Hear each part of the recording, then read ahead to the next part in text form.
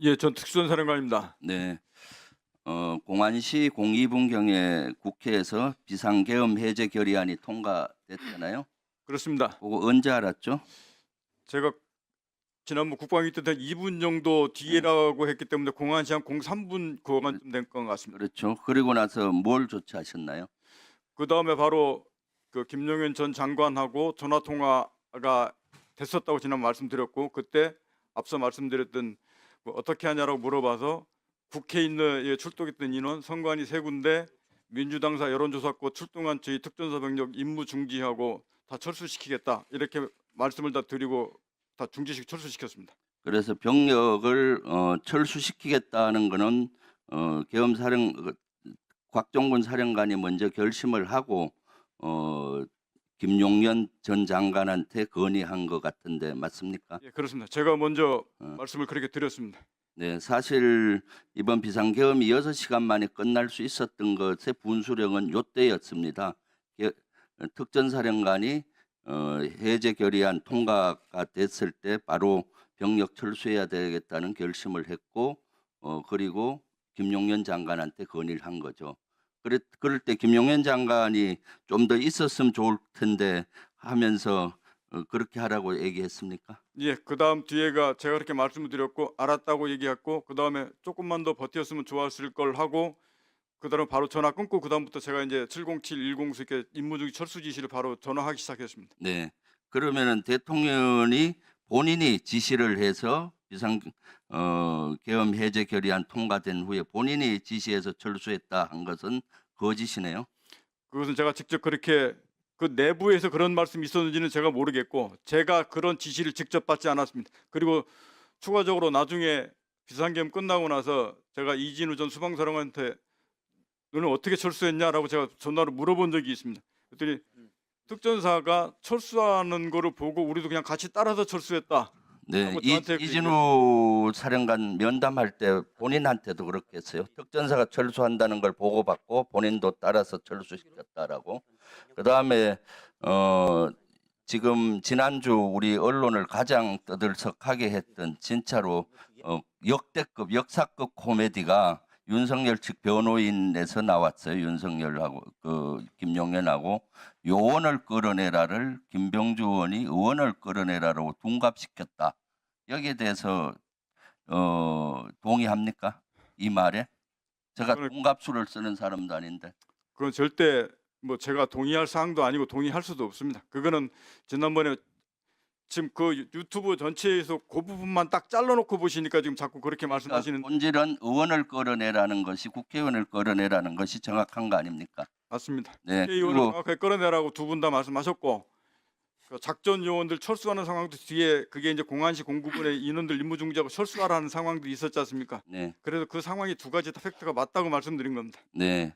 그리고 실질적으로 조금 전에 윤건영 의원 질의할 때 보니까 원래 직책본으로 비아폰을 특전사령관 갖고 계시잖아요. 예, 있습니다. 그런데 경호처로부터 작년에 또 비아폰을 받았습니까? 원래 저 같은 경우는 그 비아폰이 2개였습니다. 그 하나 더 받은 게 지금 저 보시면 그냥 검정색 원래 군이 쓰는 비아폰이 그 직책별로 쭈르륵 나와 있는 게 있고, 또 하나는 별도로 받은 비아폰이 하나 더 있었습니다. 비아폰이 2개 있었습니다. 그럼 경호처로부터 별도의 폰을 받았습니까? 그렇습니다. 그건 언제 받았습니까? 특전사령관 보직된 이후에 정확한 시점은 기억나진 않는데 보직된 이후에 제가 받았습니다. 그런데 기존에 있는 갖고 있던 직책 비아폰으로는 통화가 안 되는 모양이죠. 아닙니다. 그것도 둘 다 됩니다. 그러면 제가 봤을 때 윤건영 의원이 잘 지적을 했는데 대통령실 경호처에서 나누어 준 비아폰은 이번 비상계엄을 위한 특별 비아폰으로 보이네요 보니까. 그것까지는 제가 판단하기는 좀 제한될 것 같습니다. 제가 받은 건 분명한 사실입니다. 네, 알겠습니다. 이창용 하는 총재님 나와주세요.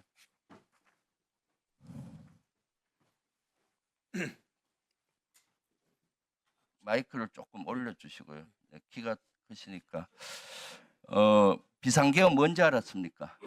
12월 3일 TV를 보고 알았습니다. TV 보고 알았고요. 그럼 F4 회의에 참석했었죠? 네, 그렇습니다. 몇 시에 했습니까? 11시 40분에 시작했습니다. 누구로부터 F4 회의 한다고 연락받았습니까? 10시 한 30분쯤에 최상목 부총리가 전화가 오셔서 계엄 얘기를 하면서 봤냐고 TV 봤냐고 해서 봤다 그러니까 시급히 F4A를 해야 되겠다. 그래서 이동 중이니까 11시 40 이동 중이니까 곧 보자. 그래서 있고 저희 실무자한테 그 바로 뒤에 연락이 와서 그럼 어디서 회의를 했습니까? 은행연합회에서 예? 은행연합회에서 했습니다. 은행연합 이때 주관은 누가 했습니까? 항상 기재부에서 하고 있습니다.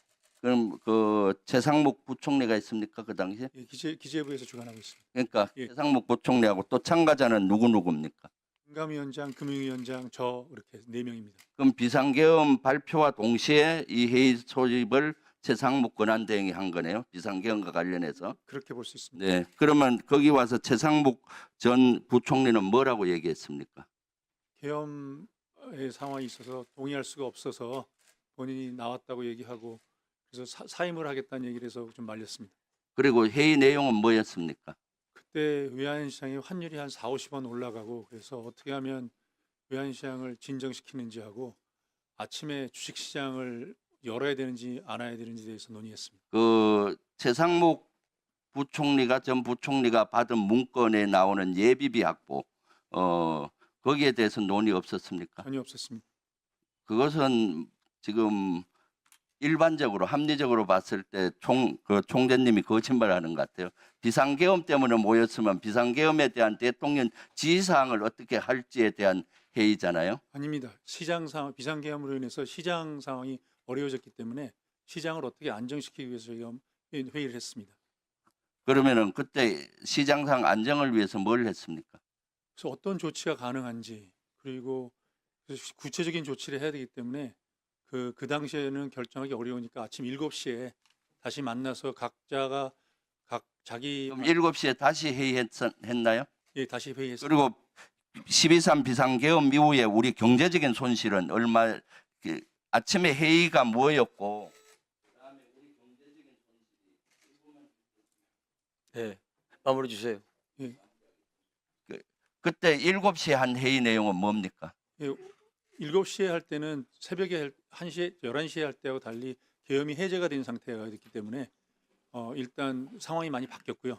환율도 좀 다시 안정되기 시작했고 그래서 주식시장은 걱정했던 것과 달리 열기로 했고 그다음에 잠깐만요. 본 의원이 생각하기에 비상계엄이 되자마자 한 것은 대통령의 지시사항 예비비를 확보하기 위한 회의였을 거고 그때 임무를 주고 7시에 관련 방안들을 갖고 오라라고 7시에 다시 회의가 열렸던 것 같은데 비상계엄이 해제됐기 때문에 그것은 별 소용이 없었던 거죠. 12.3 비상계엄 이후에 우리 경제적인 손실이 어느 정도입니까? 우선 그 전에 얘기를 명확히 말씀드려야 될 것 같은데 F4 회의는 예비비나 이런 문제를 다룰 수 있는 회의가 아닙니다.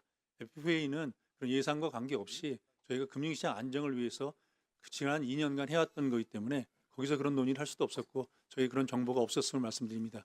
그리고 우리 계엄으로 통한 경제 효과는 아직도 진행 중이기 때문에 저희들이 지금 이 단계에서 말씀드리기는 어렵고 상당한 데미지가 있었다는 것은 뭐 부인할 수 없는 사실입니다. 네, 수고하셨습니다. 부승찬 의원님. 예, 전 계엄사령관님 이쪽으로 좀